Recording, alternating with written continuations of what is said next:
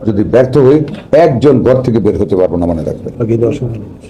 একদম ফাঁকি দেওয়ার কোনো সুযোগ নেই।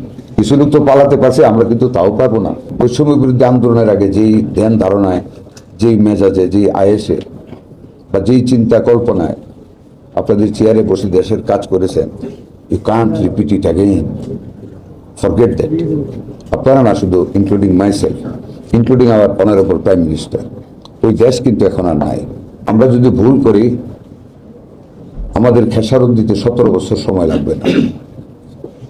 A short period shall bring that situation, যে আমাদেরকে নাজেহাল হতে হবে, তাদেরকে দুর্নীতি মুক্ত হতে হবে। কোন রকম অন্যায় আমি সহ্য করব না, আমরা কেউ সহ্য করব না। আমরা জিরো টলারেন্স আমরা চাই আপনাদের কাছ থেকে। কোন যেই মেজাজে কাজ করবে, এটা যদি আগের মেজাজ হয়, আমি আপনি কেউ বাঁচবো না। কারণ নিউ জেনারেশন প্রতিটা মোমেন্ট আমাদেরকে ওয়াচ করতেছে। আমি খোলাসা করে আরো আপনাদেরকে বলি, প্রতিটা মোমেন্ট আমাদের বর্তমান জেনারেশন, আমাদের সন্তানেরা, সে ছেলে হোক আর মেয়ে হোক, they are watching our performance, they are watching our feelings regarding the country, they are watching what we are going to do for that generation. যদি ব্যর্থ হই একজন ঘর থেকে বের হতে পারবো না, মনে রাখবেন।